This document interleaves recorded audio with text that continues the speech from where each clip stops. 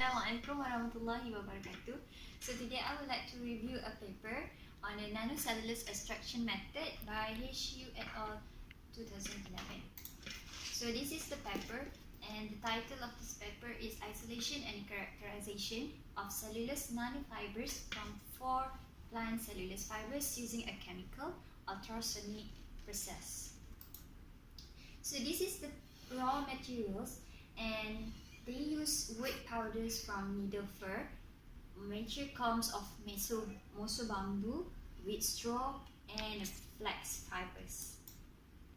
The methodology of this experiment, they use a biomass materials, and from the biomass material, which is for plant, they purify it with using a method of salt slag with a benzene ethanol 2-1 6 hours, and then the sample was acidified by sodium chloride at 75 Celsius 1 hours for about 5 times until the sample become white.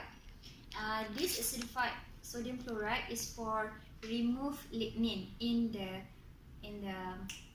plant, and then they treat with 2% of potassium hydroxide for about 2 hours at 90 Celsius. And potassium hydroxide is to remove hemicellulose, residual starch, and pectin. After that, they retreat again the sample with the acidified NaClO2 at the same time, and after that they treat this sample again with 5% potassium hydroxide to make the cellulose is purified. After that, from the PCF, which is purified cellulose fiber, they want to obtain a cellulose nanofibrils. They use a mechanical treatment, which the sample PCF is soaked with distilled water and sonicate about 30 minutes with ultrasonic processor for about 1000 watt. After that, they characterize of the PCF and CNF with XRD, TGA, and FTIR. So this is the result. The chemical composition that we can see, the flax fiber contain the highest alpha cellulose and the lowest hemicellulose, which means that flax fiber contain high cellulose. And as we can see in the XRD analysis, the flax fiber only slight increase in crystallinity, because flax fibers contain a high cellulose. So when they remove hemicellulose and the others non-important things, so the flax only slight increase on it, which you can see is from 78% is from the raw materials, and then from the PCF they got 82.6. After that, you can see from PCF to CNF they are slightly decreased in crystallinity.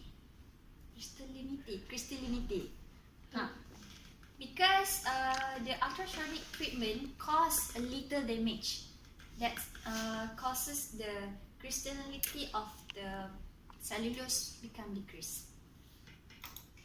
And then this is a FE-SEM micrograph, which you can see this is PCF, which is more bigger cellulose, and the CNF. As you can see, A is a wood, B is a bamboo, C is a wheat straw, and D is a flax fiber. And when it becomes a CNF, flax fiber has ununiform nanofibrillated. This is because the flax fiber contain a high cellulose, and the strong hydrogen bond between the cellulose between the nanofiber bundles that still exist in the fiber makes it become ununiform. That's why flax fibers looks like this and the crystallinity is decreased. So this is the FTIR. There's nothing changes because the cellulose seems same. Same.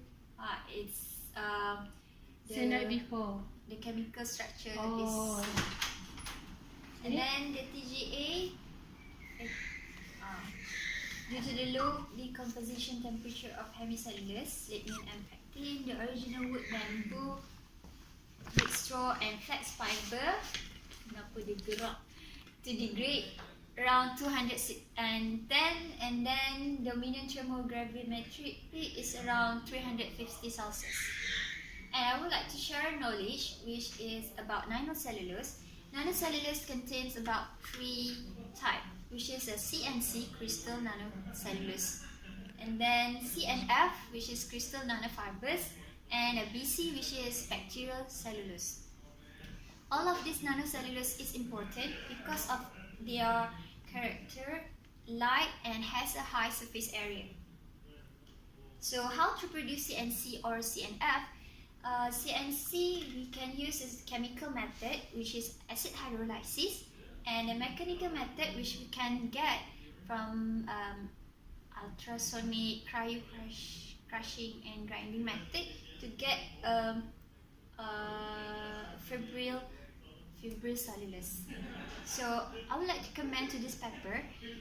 It has a good the good side of this paper because the chemical composition of the untreated and chemically treated plant fibers was measured in accordance with the standard of the Technical Association of Pulp and Paper Industry (TAPI), and it has a clear picture and graph. They should add in this paper. I am not satisfied with the introduction because they don't say why they use this method, which is ultrasonic. And then they should have optimum time or power to sonicate each of the plant, because each of the plant has their own time to sonicate. And recommendation to this paper, they should add an application such as gel or nanocellulose gel. That's all from me. Any question? Thank you.